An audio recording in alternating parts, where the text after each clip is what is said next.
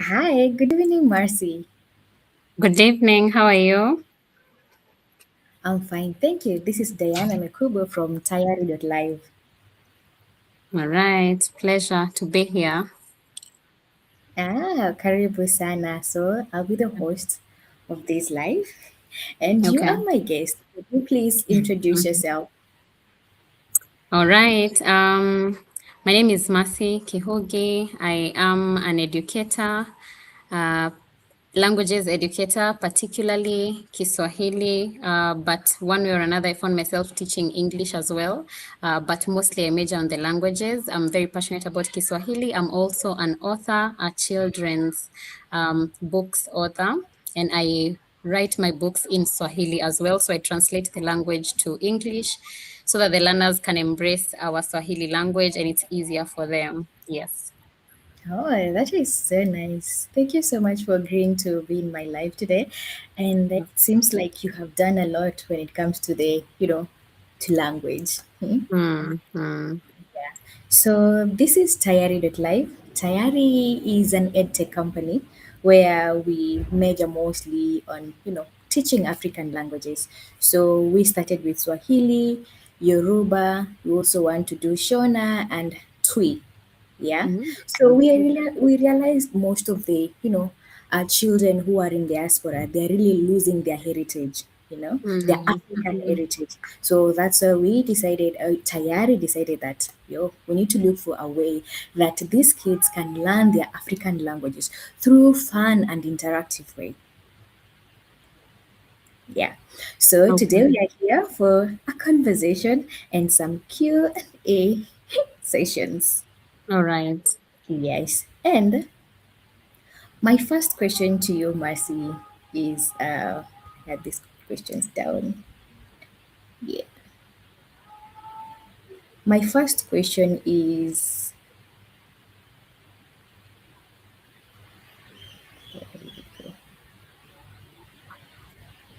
yeah, what made you become passionate about teaching Swahili or rather teaching language?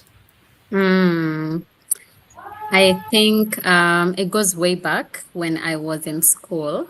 So when I Mm-hmm. was in primary school, Mm-hmm. that's how I remember it at least. My Kiswahili teacher was very passionate. You would see it was very clear that he loved Kiswahili. And I think I was enjoying the different methods he used to teach us using the songs. So the lesson was very engaging for me. I love songs, I love dancing. So every time he would start a song, I think I would just find myself enjoying. And through and through, it just kept on becoming something in me that even when the teacher would step out, now I would take over and start teaching the rest. And it was only happening for Swahili. It also happened that when we were writing those inshas, Mm-hmm. every time the teacher would just pin our inshas at the back and we would go there, read for each other, and then we would try and correct each other. It was such a beautiful way to see your work being displayed. So I think those different methods really stuck with me.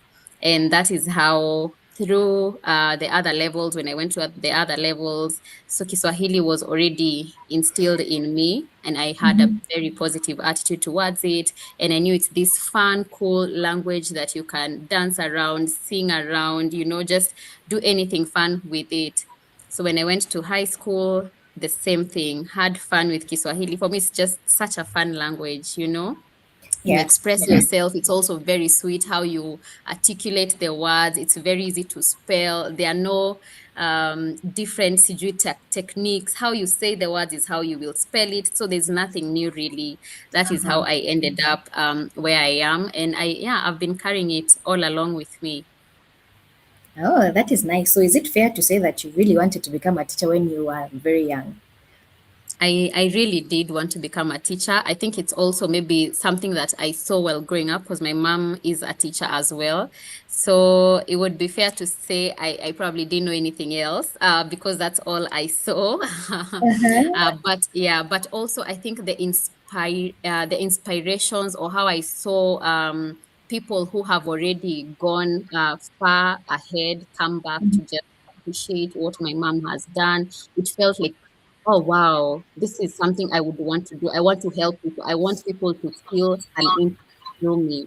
So that's how I started. Oh, Yeah. that is such an inspiring story, and how your passion grew. That is so Yeah. nice. Yeah, I can also Mm-hmm. say that, I remember when I was, I think, in around class five, English lesson. And Mm-hmm. we were talking about careers, and the teacher just asked, yeah, he randomly asked, like, what would you want to be when, you grow older? And I just shouted, a teacher. I didn't know. I just shouted, a teacher. And here I Yeah. am, a teacher. Yeah, but Nice. language, is just more than words. And language, to be honest, Mm-hmm. grows each and every day. For And, sure. and teaching these beautiful languages, seeing someone, starting from zero and literally speaking these languages is very Yeah. inspiring. Yes. Yes. Mm. Okay, great. Now, second question. So, how did you start your journey with Swahili teaching? Mm. Well, so the Swahili teaching, I think I wanted to explore more. I wanted to know what is really there in Swahili. What do people learn about Swahili in like high school? What do they learn in university about Swahili? I just wanted to like find out how did it even begin? Why Swahili, you know? So in my search, I think I fell in love with the language because in campus, that is when I think we were learning about now the rooted things about Swahili, and then we would chambua the books, which was something I was very passionate about, the stories in The Kiswahili, and then novellas. exactly, exactly. And the figurative language, you know. Oh, so yeah. So I think when I did that in campus, after campus, there was no other option. It was now to go and impact, just go and pass down what I have learned throughout, and also just continue giving each other or like multiplying this beautiful attitude towards Swahili and all those nitty gritties that we had learned to other people. So that is how now I went to high school first. Actually, that was my first school. So I was teaching high school. So the Swahili high school is very fun because it's deep. For sure it It's is. very, yes, it is deep because now that's where you learn those nominos and you go down towards why they are there and the different types. Yeah, but then over the time, I have come to teach primary school kids, and especially now at the level I'm teaching in an international school. So we are Oh. trying now to like start from the beginning, so from the basics, because over the years, it's like people are abandoning Swahili and it's now not a cool language anymore. English is the thing. If you're not speaking English, then you're not a cool person. And I think during our time, it was all the cool people speak English. Like, you know, the Mzungu thing. Mzungu would come in school to visit, and everybody's like, did you hear how they are speaking? And you'd try to imitate them, kifunga mapua, you know? Yeah, so I think over maybe because of different things that we have been fed or that have been fed to us, we have tried to make Kiswahili look like it's not our our heritage, or it's not now the cool thing anymore. Why do you need Swahili? Where will you use it? You need to network with people abroad. You need to do this with those people. So where will you use Swahili? But we are forgetting that this is our language. So True. this, yeah, so that's how I ended up being a Kiswahili teacher. Oh, that's really great and really, really inspiring. Now, you have said that you are now starting down there because now like you're teaching the young ones, right? Yes, Now, yes. since you started teaching, how many years has it been teaching the young ones? Teaching the young ones, this is my fourth year now. Oh wow. Okay, now how is this language? How is this language acquired now? Mm, Or how do these young ones acquire this language? yeah. The most or simplest way for them to embrace or even start learning and knowing the language is by speaking it. True. Unfortunately, there is no shortcut because they have to speak it for them to learn. So you have to practice for you to acquire the words, the language. So this is what we encourage from a very young age. We encourage the parents use some Swahili words at home. Let them try to express themselves. Let them try to introduce themselves in Swahili. Let them know the basic things around them in the environment in Swahili. So this is how they acquire the language. In school, for instance, when we find just a minute. I'm sorry about the all It's right, okay. yeah, just kids. In school, for instance, if we would get children who do not have any background information about this language, we have to start from the basic things around the environment. So we have to name things around the environment in languages, now in the language they understand, and now in the Kiswahili language, so that they now come from known to unknown. And of course, it goes to even things that, especially the words that have been used or that they are very similar to the Kiswahili language, so that they can see the relationship between how they speak and now the language that they are trying to learn. Okay, that's Yes, great. yes. Yeah, yeah, yeah. Hmm. So this is like a gradual process, They Correct. build it up slowly, and then eventually they start Mm-hmm. speaking naturally, right? Yes, yes. Ah, great, Mm. great, great. Uh-huh. Another question. So, grammar first or communication first? Um, Grammar first or communication first? I will go with grammar first. Okay. Mm-hmm. Grammar first. This is why. So I feel or believe that knowledge is power. Sure. So when you know, your confidence becomes more. So you become more confident to even express yourself. But if you do not know, then it becomes a problem because now you're not confident, you don't know your stuff, you don't know what you're sharing. So it becomes a problem. So why grammar first? I feel like if you already know the content, communication then becomes easier. Okay. Yes. So now I have a question.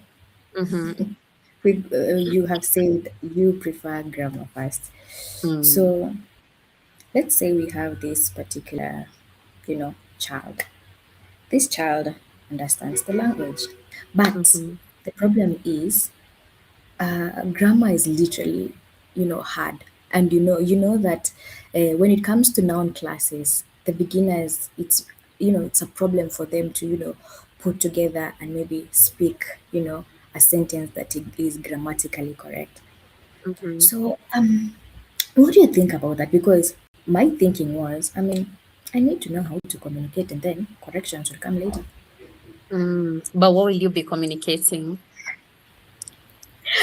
What will you Okay. be Uh-huh. communicating? Because I think how I see it is if you don't understand the rules, then you will not be communicating. There will be a breakdown. You will try to tell me one thing.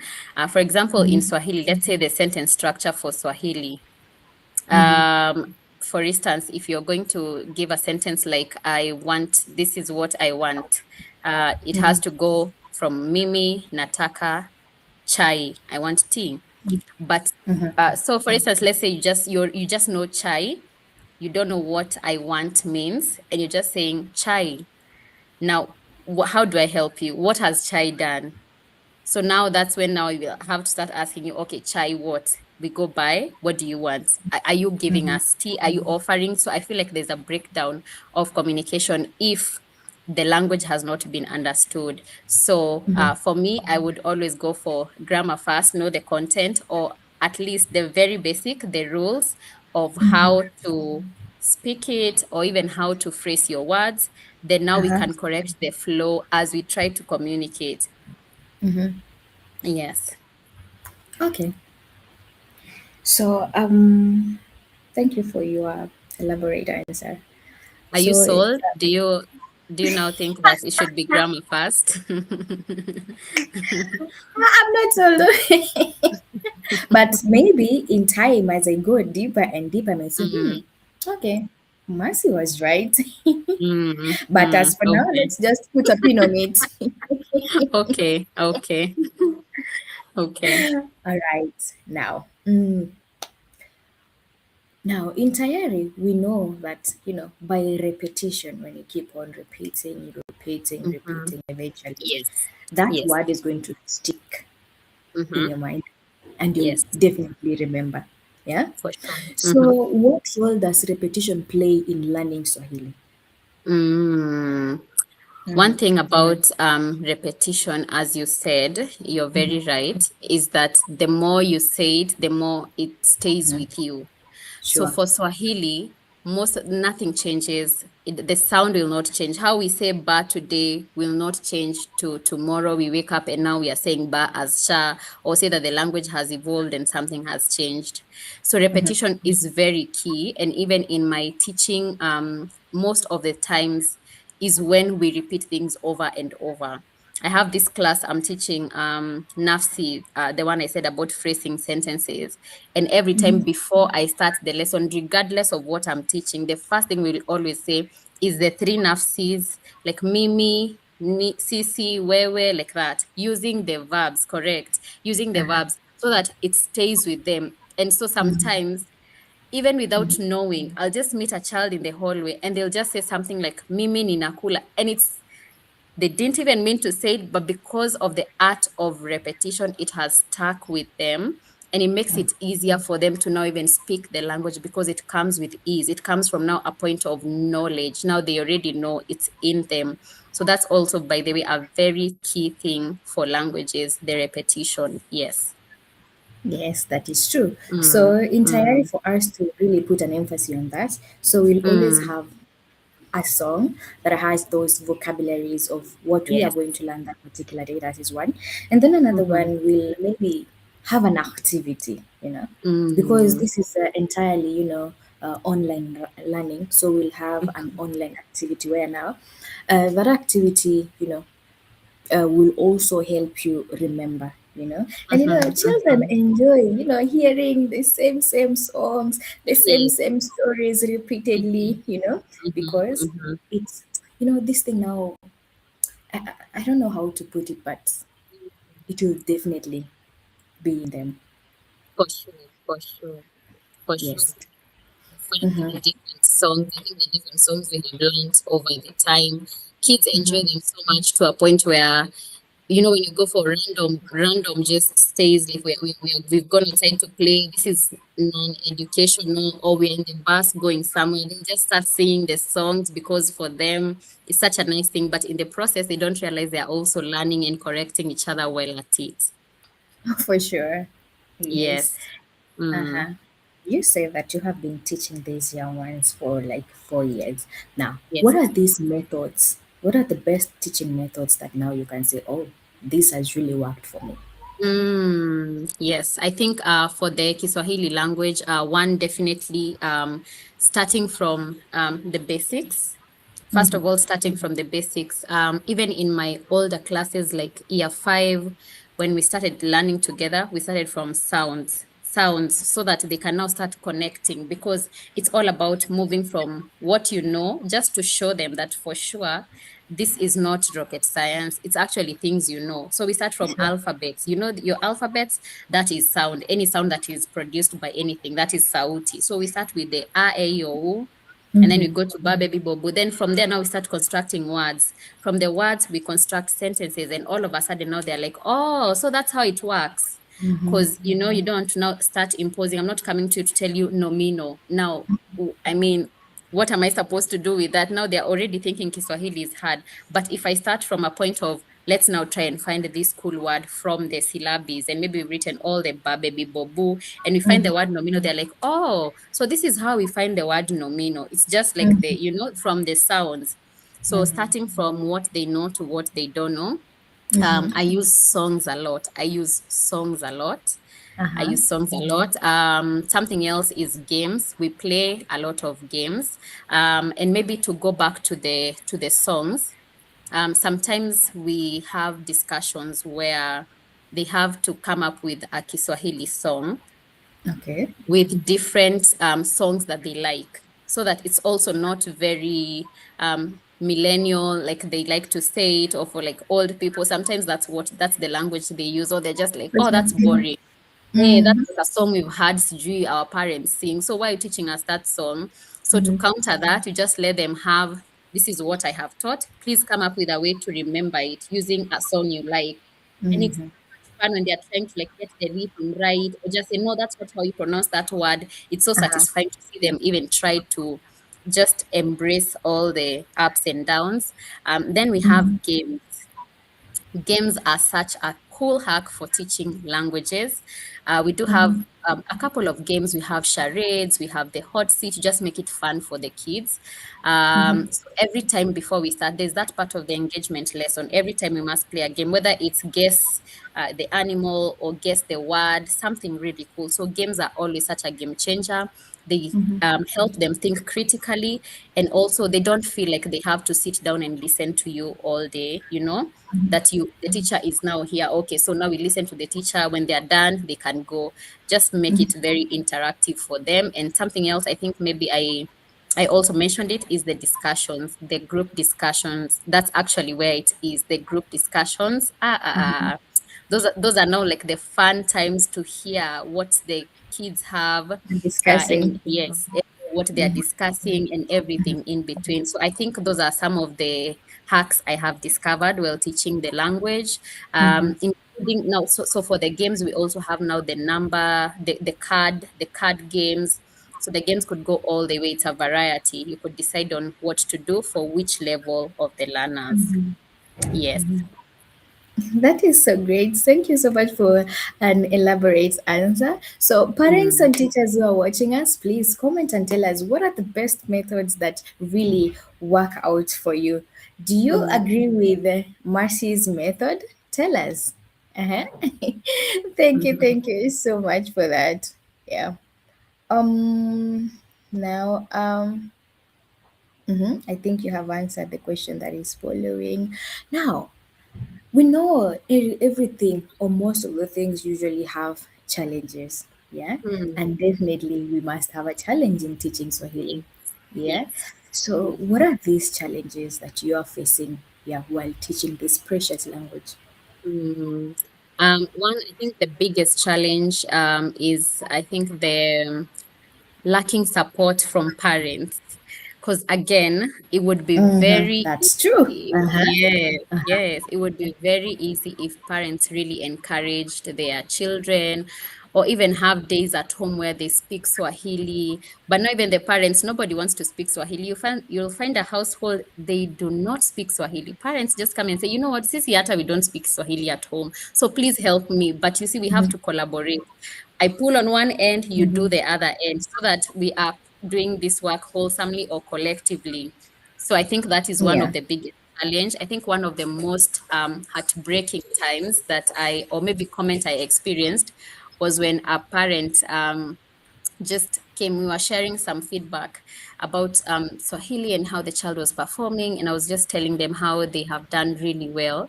So unfortunately, the child had not performed very well in math. And here I was just praising, saying, hey, the attitude has improved. I'm very happy. And the parent was like telling this child, they didn't say it to me directly, but they were telling this child, you know, this Kiswahili you're passing will not take you anywhere. Oh, I was so heartbroken. That is so. They just said it won't take you anywhere. And then I was very pressed to just counter and ask them, what if now, what happens now when they start traveling and they meet people from different places and they have to interact with different people at this Mhm. now, what happens then? But I just held back because I know they were very upset maybe about the math performance, and I didn't want to like look like I'm making it about Swahili. But later I did Mhm. correct them. We had a discussion. So I think Mhm. that is one of the greatest challenges from home, definitely. Mm. And just the environment that the kids are growing in. The kids will have a million books that are English books, For but sure. no Swahili books, no Swahili. Swahili books, no Swahili stories, you know. Mhm. Then I think the other challenge is now the attitude. Sometimes Sure. you'll find students already, they have already a fixated mind that Kiswahili is difficult. And there's Yeah. nothing I can do about it. It's a hard language. So And sometimes even Kiswahili when we start doesn't take me reading, anywhere. yes, yes, exactly. Because they've had it so many times now they believe it. Yeah. So Mhm. sometimes when we are reading, kids tell me all the time, I can't read. I can't read. Kiswahili is hard. And I'm like, Kiswahili is the easiest subject to read, easiest subject to read, because how you say it is how you write it. So you just need Sure. to break it down. You just need to break it down. And I think as we grow, now they start realizing, oh, it's actually not that hard. It's actually not that bad, you know? So Mhm. the attitude is also maybe something else that I have encountered as a challenge. Yeah, so I think maybe the lacking support from home and the kids' attitude, those are Mhm. the two major challenges I would say for now. Yes. Yeah, that is true. Yeah, when we have Mhm. like limited, exposure, outside the Mhm. classroom, Yes. these children may not be really, really confident to Mm. speak it out. Yeah, Yeah. and Yeah. also the inconsistency, practice, the inconsistent Mm. practice. If they don't Mhm. practice, they're going to forget. Yeah. Yeah. Yeah. Mm. How that is, I believe that is more what most of these teachers are facing, because if a parent would literally be supporting their child, yeah, Mhm. I, Mhm. first of all, even speaking the language at home, encouraging them to, have a specific day where they're saying like today ama leo tunazungumza Mhm. Kiswahili, ama Mhm. waseme basi leo tutapika na Kiswahili, yeah. So waende kule jikoni, Yes. alafu anauza hii ni nini, Mhm. and the child say nyanya, kitunguu. I mean, Yeah. we need that support, we need that encouragement, and I believe if most of the parents would do that, I mean, Mm. Kiswahili will go far. Uh-huh. Yeah. Yeah. I agree. Yes, no. Mm. Do your learners, or maybe let's just put generally, I know you've Mhm. been in different places teaching. Now, Mhm. Mhm. do learners struggle more with speaking, reading, or writing? Now, which one is more of a Mhm. challenge to them? Yeah. I think the reading is conquered mostly. Mostly, you said speaking, reading, or writing. Oh, yes. Uh-huh. Okay. Okay. Mostly it's the speaking. The speaking is where the challenge is at. Mm-hmm. Because they will write. The writing is never a problem. Writing, they can write. That's not a problem. But what was it again? I'm losing my chain of thought. Speaking, writing, Oh, and reading. yes, yes, yes. Speaking, writing, and reading. The Uh-huh. speaking is a problem. The writing they can do. The reading also, we have at least figured out how to break the words into smaller words that you can read, go as you combine the sentences and read fluently. But the speaking, especially now, as you were saying, communication, that's why I was telling you grammar for me. Yes, because Oh, the yeah. sentences will be broken. So they will try to communicate, they're trying to articulate themselves, but you really see they are really struggling to find the right words to say or even find the right structure to use. So sometimes we use the translating idea, like say it in your mind, say it in English, and then now translate the word by bit. Now let's restructure according to the Swahili now. So what do you start with? If it's the cup is dirty, kikombe ni kichafu, you know? So just bit by bit. So the speaking has to be the challenging part. Mm.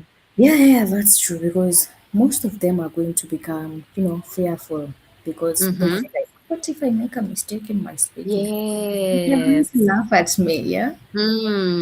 Yeah. Mhm.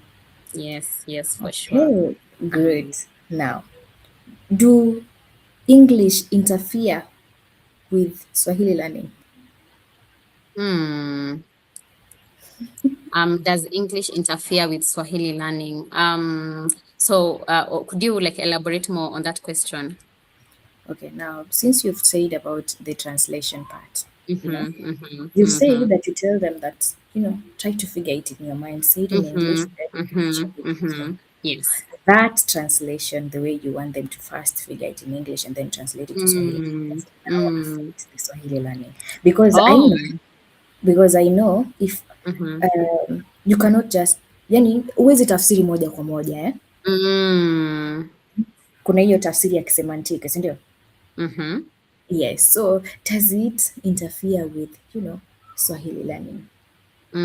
Yes, yes, it does, especially because of the sentence formation. They are very different for English and Swahili. So sometimes you might find they have translated a word directly from how it appears in a sentence, For sure.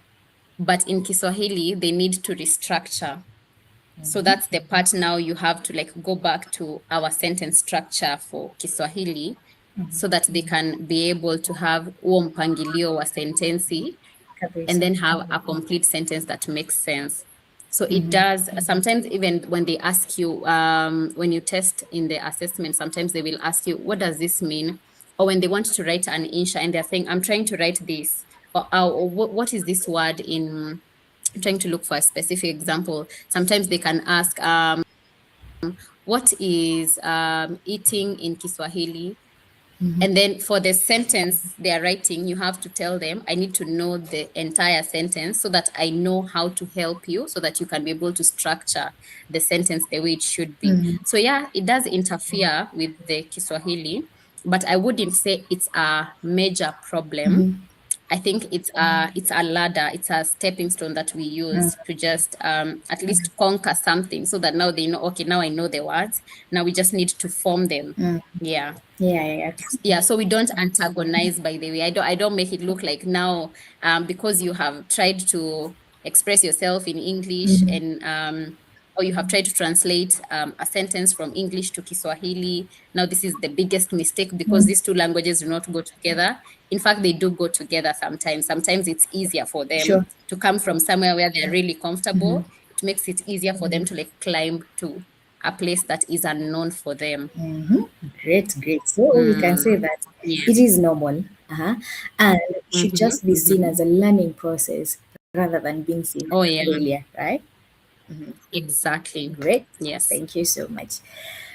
Mm. Now, how do you motivate your learners? How do you motivate them? How do you keep them motivated to learn Swahili, to pass Swahili, and to speak Swahili? Yeah. Mhm. So the motivating part, Uh-huh. most of the times is through games. Mm-hmm. So like the games, because they really, really love games. Uh-huh. I try to use the games that they love most to turn them into a Swahili thing. For example, like charades. Mm-hmm. We try, that is one game we really play together. And I try to make it as competitive as possible so that they're all on toes. No one wants to be defeated. No one wants to feel like, hey, Sisi, we are not like equal to the task or we are not up to task. So I think one, the competitions amongst themselves is one way to keep them motivated. In the class setup, we do have just the words of affirmation. Words of affirmation really do work for kids, I saw that. especially that. I saw it in your Yeah, TikTok, and I said, okay, yeah. all right. Mm, Uh-huh. it really does. It really does work. I mean, everyone will thrive on a compliment. Do you see how people smile when they are given compliments or when they're told that they're doing something nice or something is Uh-huh. working? Hey, you're like, oh yeah, thank you, thank you. Uh-huh. It really boosts your confidence, boosts your energy, everything. So the words of affirmation and the positive reinforcement is really something I use to motivate them. So sometimes you'll get a sticker for doing something nice. Sometimes I will give you a shout out in class and just say, hey, ukiangalia kazi ya Makena, kazi yake inapendeza sana, inapenda vile umepanga sentence. And then everybody's hey, yeah, even me, I want to also be called niambiwe nimepanga sentence vizuri. So you will see that healthy competition in the classroom setup.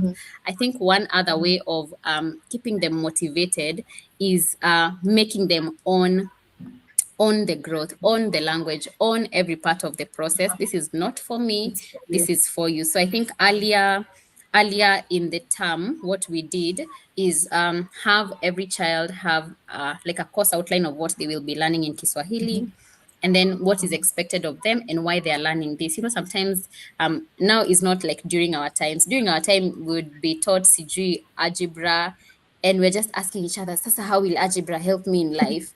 But you're not voicing it. For But sure. these days, kids will voice. They'll be like, yeah, why are you teaching me tarakimu? Today we're learning tarakimu. They'll be like, why are you teaching me tarakimu? So the course outline clearly tells you you need to learn tarakimu because you need to know how to For count. sure. You might need to count money. You might find yourself in Tanzania where they're speaking Swahili and you need to count money in Yeah. Swahili. So you need to know your numbers. Yeah. So when a child understands the why, it's easier for them to conform. You don't even have to convince For them. sure. It's easier for them to just understand, oh, I really need this. This will be very helpful for me. So it's very easy and it becomes now part of their journey. And every time they'll be like, oh, yeah, just giving each other challenges. Oh, even when they encounter or when we go for field trips, you'll just hear random people just talking about different things in Swahili. Eh, hata ujui hiyo inaitwa sijui nini kwa Kiswahili, Uh-huh. just random things. I Uh-huh. think that the art of having them on the language and showing them that I'm not teaching you this for content. I'm not teaching you so that I can go tick somewhere and say Miss Mercy taught class one. I went and taught the second class, third class, na nimemaliza syllabus. Letting them understand the why has also been a game changer for me. Let them know why they are learning this. Let them know where they will use this in their life. So that is also something that trickles back to the curriculum because now you will not be teaching kids random For things sure. without them understanding the why. Yeah, so I think those are some of the ways I keep them motivated. Other ways is also when we do like assessments. Of course, we do not have like the comparison, but you see the way like my teacher would pin my papers or other students' papers at the back and we would correct each other. That is also something we do to keep the kids motivated. So when they look around and see their work on the wall and people are going to read a story they wrote somewhere, it also makes them feel like, oh, now I want to do better. If you liked that one, now I want to do another one. So displaying their work and letting them enjoy what they have done or even check what their friends have done is also something else that helps keep them motivated. Oh, that is so nice. I really like how you love this language and I really like how you want it. You want your learners to, also learn it, appreciate it. That Mm. is so nice. Yes. Yes, So we are thank you. actually uh end of our life and Oh, since Tayari is, focused that, mm, but we are teaching people in diaspora their African languages. Now, the question that should mhm, crown it all: why should you think that? Why should mm, these diaspora children learn Swahili? Why? Why should they mm, learn Swahili? mm, They may as well not learn it, but why do we really want them to learn Swahili? yeah. I think one of the reasons for learning Swahili is, of course, to get to express yourself in different languages. It gives you the confidence, even when you step in a new environment, you're not worried about language barrier, which I think is one of the biggest challenges. So that is one of the biggest reasons to be able to express themselves. Then I think something else, it's also a really fun language to just play around with, just learn new words, cool words. And something else that we also realize is that some of these words are even borrowed from our very like local language. Uh-huh. So it's also a nice way to find your identity as you try to see the root cause of the language. You're like, okay, so this is where this came from. This is why we say this. Sure. It's such a beautiful discovery to understand, oh, this is why we say mwiko, or this is where it came from. Uh-huh. So I think that discovery also gives you some knowledge or some, knowing more about yourself and about your roots. Yes, that is great. Yes, Maintaining your yes. heritage, communicating with your relatives back Mm, at home, and yes. maybe developing a very deep sense of belonging and say, "Oh, I am Kenyan, ninaongea Mm, Kiswahili au yes, nazungumza Kiswahili." yes, yes, yes, for sure. Yes, yes, yes. Okay. Mm, Last question as we close our live or as we end our mm, live now. What okay. advice would you give parents, teachers, or learners who want to Mm. proceed in, learning Swahili? Okay. Is this for maybe the ones who are not yet learning in terms of they have not gotten into the language they would want to explore, or the ones who are teaching now? The ones who are teaching now, the ones who are still learning, and those who really want to start. Mm, okay. Okay. I think one of my advice, especially for the parents who we are already teaching, or the kids are already in the language or in the system, we are already learning Swahili, is one, help us help you and help your children, Uh-huh. because we can't do it by ourselves. I might pull on one end, but if you're not pulling on your end, this is a losing battle. So I would really request the parents to just support the teachers, um, get to know how your child is doing. I love the idea or the thought that you mentioned about cooking in Swahili. That's such a fun way to do. And you know how we said that yes, kids can only learn through practicing. When they practice is when they realize, oops, my sentence structure is wrong. That's when you realize, oh, that's not how you say it, this is how you say it.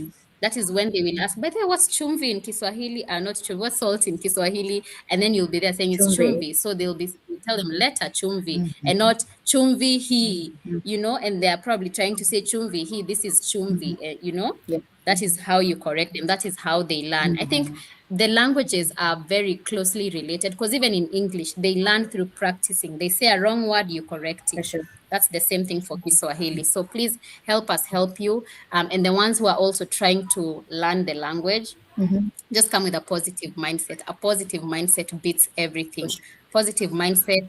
And then now we will start exploring bit by bit. So if your child is struggling with Swahili, please be the first person to remind them that it's okay that to be where they are and things will get better. And for you to even help them sound the words, just make Swahili easier for them. If you need help, I think we have a couple of people who are ready to support even out here online with Swahili.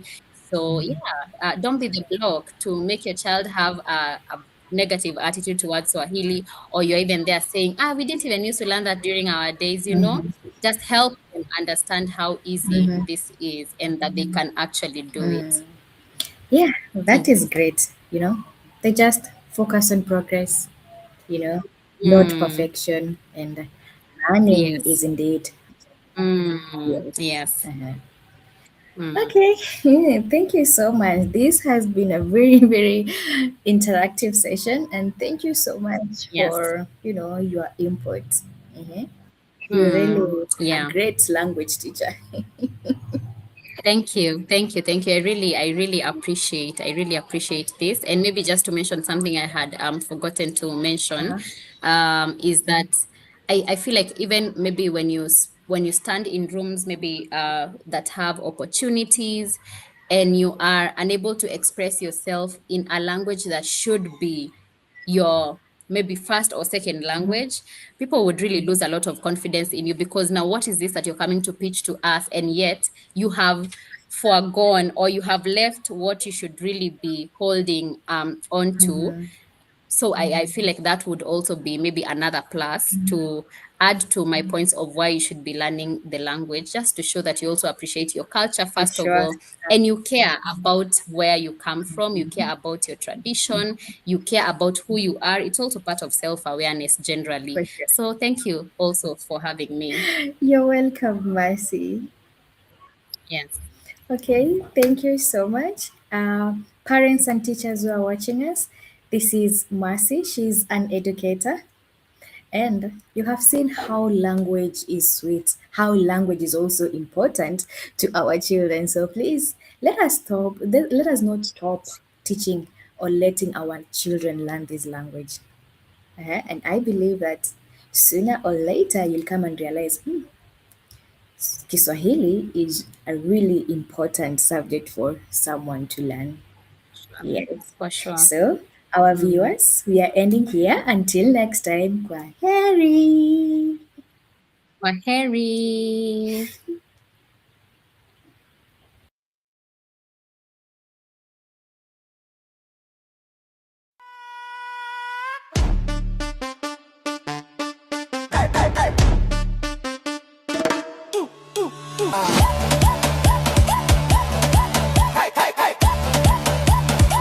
Tucheze sasa.